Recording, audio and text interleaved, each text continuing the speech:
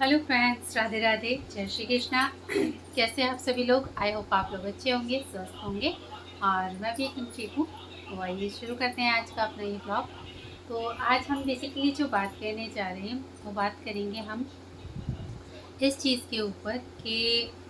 हम किसी भी कार्य में कंसिस्टेंसी क्यों नहीं रख पाते। मतलब जो एक नियमितता होती है, नियम से किसी चीज़ को करना, उसको हम क्यों नहीं नियम से कर पाते। ये ऐसी क्या वजह होती है कि हम उसको कुछ टाइम तो करते हैं फॉलो, बट उसके बाद में वो हमसे छूट जाती है या हम आलस से बस उसको नहीं कर पाते, तो उन चीज़ों का हमें रिजल्ट देखने को नहीं मिलता। तो ऐसा मेरे साथ भी होता है और काफ़ी टाइम पे मतलब मैं भी चीज़ों को मैनेज करने की कोशिश करती हूँ। क्योंकि देखिए, आप जब तक किसी भी चीज़ की प्रैक्टिस नहीं करेंगे तब तक उस चीज़ में हमें जो एक परफेक्शन होता है वो मिलना थोड़ा असंभव सा हो जाता है। जैसे कहते हैं कि आज कर लिया बट कल उस चीज़ को हमने उस टाइम पे नहीं मेंटेन किया, तो फिर वहाँ पे थोड़ी सी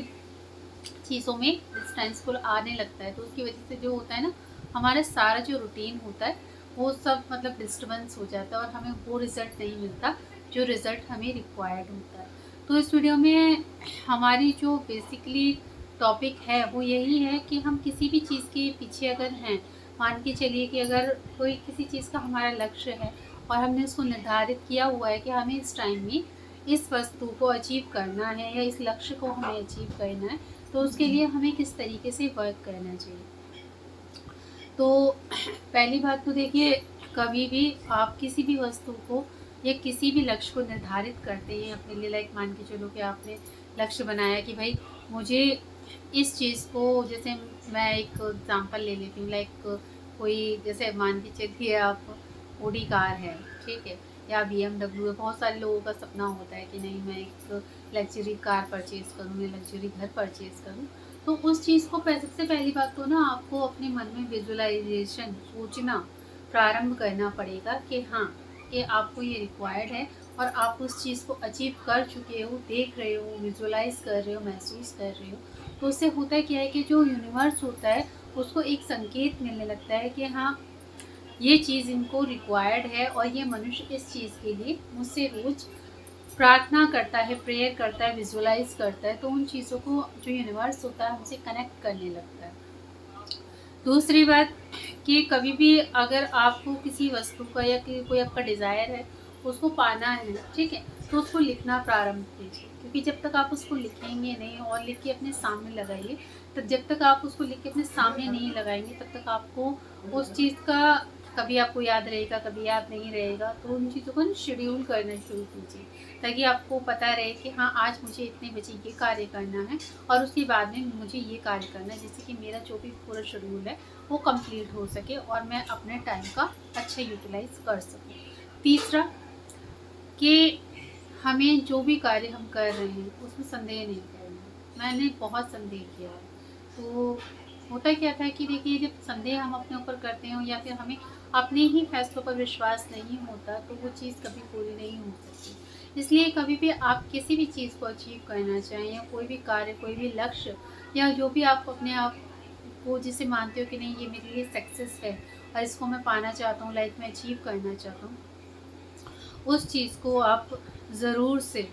नियमित से और क्या कहते हैं, विश्वास के साथ मानना शुरू करें कि हाँ, आप सबसे बेस्ट हो। भगवान ने आपको ऐसे ही नहीं बनाया, भगवान ने आपको एक निमित्त बनाया है। मतलब कि आप अगर इस धरती पर आए हो तो आप किसी कार्य के लिए ही आए हो, क्योंकि भगवान ऐसे ही कुछ भी चीज़ नहीं बना देते। उनके द्वारा बनाया हुआ एक पेड़ पौधा भी वेस्ट नहीं है, तो फिर हम तो मनुष्य हैं, तो हम कैसे वेस्टफुल हो सकते हैं? हम कैसे अपनी इतनी अच्छी लाइफ को, इतने अच्छे जीवन को, जो कि इतना अनमोल होता है कि हमें न जाने कितनी जो 84 लाख योनियाँ होती हैं उनको पार करने के बाद ये मिलता है कि हम इन सब झंझटों से निकल जाएं और हम मतलब मुक्त हो सकें और हमें यहाँ पर फिर दोबारा नहीं आना पड़े। तो इन चीज़ों के लिए तीसरा चीज़ हो गया कि आपको अपने ऊपर और भगवान में विश्वास रखना पड़ेगा। और चौथा कि आपको ईश्वर से कनेक्ट होना ही पड़ेगा, क्योंकि जब तक आप उनमें कनेक्ट नहीं होगे, उनमें विश्वास नहीं करोगे, क्योंकि देखिए, ये सब ना टेम्परेरी चीज़ें होती हैं आपको और हमें लगता है, क्योंकि मुझे भी देखो लगता है मैं भी कोई मतलब कि बिल्कुल परफेक्ट नहीं हूँ या मुझे ऐसा नहीं है कि मैंने बहुत कुछ अचीव कर लिया है उसके बाद में और मुझे ऐसा लगता है कि मनुष्य का ये जो स्वभाव है ना वो कभी बदलता नहीं है। वो इस जो आप माया का प्रभाव कह लो आज के समय में, क्योंकि भक्ति लोग बहुत कम करते हैं, तो उनको उचित अनुचित का नहीं भान होता कि क्या ठीक है क्या गलत है, हमें क्या करना चाहिए क्या नहीं करना चाहिए। तो उस चीज़ों में इंसान को क्या होता है कि वो जो भी करता है उसको वही कार्य उचित लगता है। इसलिए जब आप अपने आप को भगवान से, श्री कृष्ण से, श्री जी से कनेक्ट करोगे या जो भी आपके आध्यात्मिक कोई गुरु हों, ठीक है, अगर आप उनसे कनेक्ट होकर के अपनी स्पिरिचुअल जर्नी को स्टार्ट करते हो तो आपको बेटर ऑप्शन के साथ में एक बेटर रास्ता मिल जाएगा, पर उसमें आपको ट्रस्ट करना पड़ेगा, उसके लिए आपको मेहनत करनी पड़ेगी, उसको आपको सोचना पड़ेगा, उसको आपको अपनी आंखों के सामने लिखना पड़ेगा और रोज़ देखकर प्रैक्टिस करनी होगी कि हाँ मुझे ये चीज़ अचीव करनी है और मैं ये चीज़ कर सकता हूँ। चौथी और लास्ट बात जो मैंने आपको बताई कि आपको भगवान में बिलीव करना पड़ेगा और खुद में पूरा पूरा भरोसा रखना पड़ेगा, क्योंकि देखिए अगर आप ये सोचो कि नहीं मेरी शक्ल अच्छी नहीं है, मेरी आवाज़ अच्छी नहीं है, मुझे कौन देखेगा, मुझे कौन सुनेगा, कौन मेरी बातों पर यकीन करेगा, तो ये सारी चीज़ें वेस्ट ऑफ चीज़ें हैं। इन चीज़ों का कोई भी मतलब नहीं है। आज की डेट में अगर आप उठाकर देखेंगे तो जो भी जितने भी सक्सेसफुल लोग हैं उनसे लोग बात करने ते वक्त ये नहीं पूछते कि आपकी शक्ल ऐसी है या फिर आपने ये कैसे किया। केवल लोग उनकी सक्सेस के बारे में पूछते हैं कि आप इस मुकाम तक कैसे पहुँचे और आपने ये कैसे हासिल किया।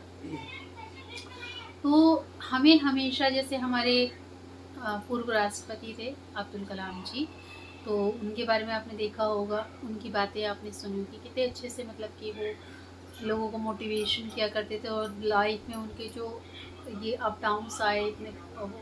होता है, सभी के साथ में होता है, कितने मतलब कि उन्होंने दिक्कतें फेस किए और उसके बाद में वो कहाँ से कहाँ तक आ पहुँचे। तो उसमें एक आपकी नीयत भी अंदर से साफ और पवित्र होनी चाहिए, देन आप जिस चीज़ को भी चाहोगे, जिस चीज़ को भी सोचोगे, वो 110% आप तक अवश्य पहुँचेगी। तो इसी के साथ अगर आपको ये ब्लॉग ये वीडियो अच्छा लगा उसे सब्सक्राइब कर लीजिएगा, लाइक और शेयर कर दीजिएगा वीडियो को। तो मिलते हैं आपसे एक और नई वीडियो में, तब तक के लिए राधे राधे, जय श्री कृष्ण, अपना ख्याल।